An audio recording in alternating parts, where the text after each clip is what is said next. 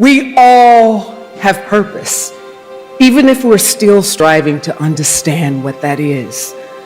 When I decided as a teenager that acting would be my path, whether I recognized it or not, I was walking towards my purpose.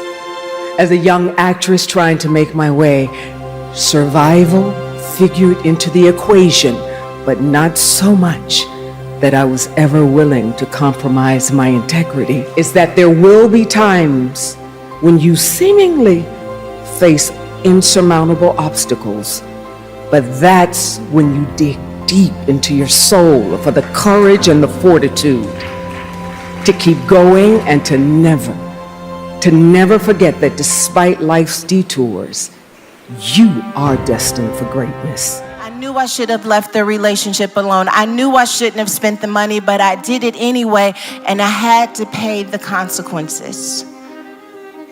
If you think about it, when Eve came into the world, she had this innocence about her. She had never known pain. Everything was set up in such a way that she only could flourish. And the moment that she ate from that fruit, it was like a part of her died. So I guess God wasn't lying when he said if you eat from the fruit that you will surely die, because there was a part of her that she could never access again because she ate from the fruit. I call that casket that follows us into our relationships, into our worlds, into our societies and cultures. We're all carrying a casket. We're carrying this moment that forever shifted how we saw the world. We're carrying this moment that forever changed our ability to be innocent and carefree because pain met us, and when pain met us, it changed us. It would be one thing to just have a casket, but Eve has to deal with the issue of carrying a casket and a curse. Yeah, that part of her died, and it wasn't enough for it to be dead, but now she's dealing with the curse attached to the casket. There's always going to be another voice that tries to convince you that it's not going to work out the way that you want it to, but I came here to prophesy to somebody. That voice that has been haunting you and taunting you and tormenting you, and I believe this for somebody, I don't know who you are, that's not even the voice that you own. That's a generational voice that talks your mother out of some things and talks your sister out of some things. But I hear God saying that voice is going to stop talking with you, that when you kill that voice, that it will be the last time it ever takes stage in your life ever again. Come on, Divine Conference. Did you come to be set on fire, or did you come to be entertained? Because I want to talk to some women who want to kill some things so that their daughters never have to do it again. I want to talk to some women who know what it's like to be crying themselves to sleep at night, but who have decided these will be the only tears that women cry who are connected to me, because when I break this thing off of me, it's going to break off of everything connected to me. I serve a God who heals, restores, and redeems. Now, that might sound like, well, what's that about? Well, each one of those things the Bible tells us to do.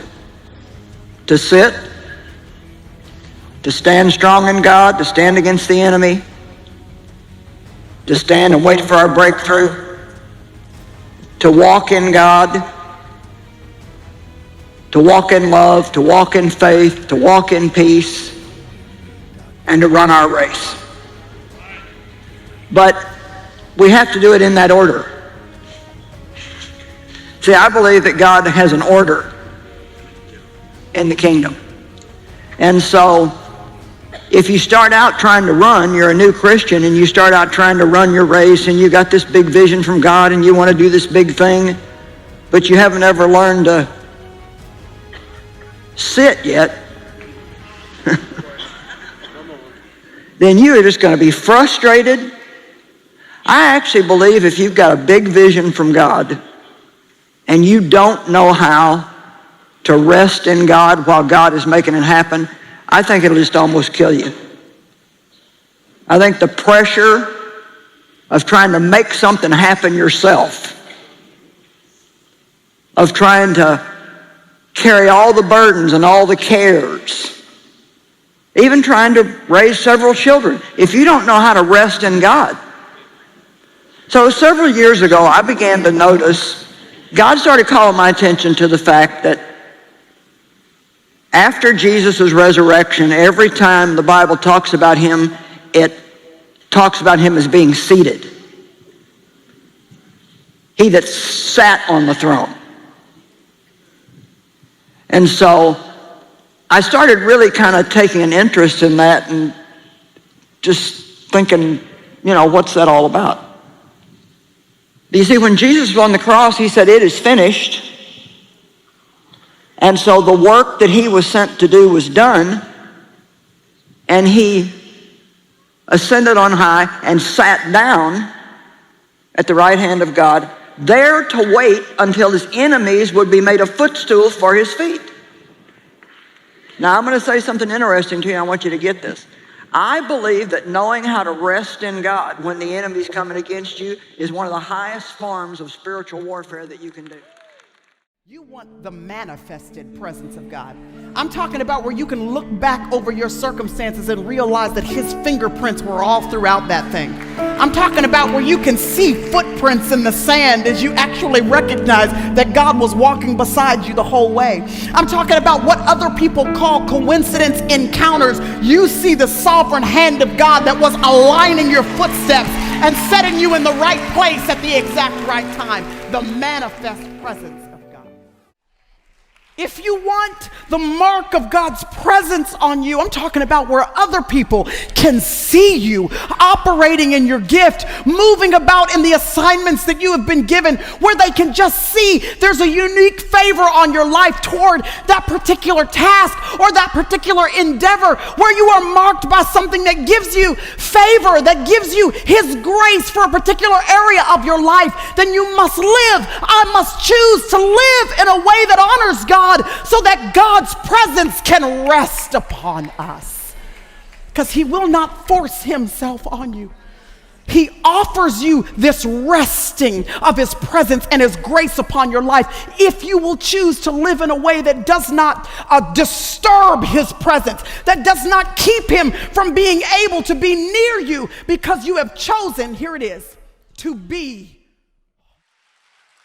The Color Purple was a life-changing event for me because it taught me that you can dream the dream and that God can have a bigger dream. But most importantly, it taught me the power of surrender. It taught me when you've done everything you can do, you don't just have to stand. When you've prayed and cried and stood and tried some more and sacrificed and wanted and dreamed and held on and believed and got turned down and turned back and turned around. It taught me that when you've done everything you can do, surrender all. Surrender all.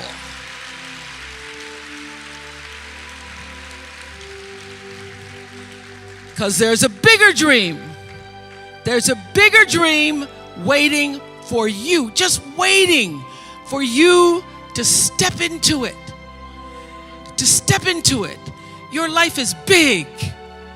Your life is huge. And we spend so much time wanting to be in somebody else's life.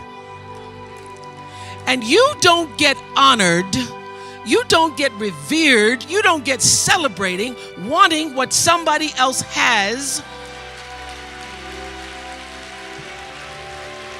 because that which created you, divine intelligence that dreamed you from before your ancestors ever knew they would become your ancestors, that which dreamed the seed of you, wants you to know how special, how wondrous, how mysterious, how complex, how glorious, how phenomenal you are.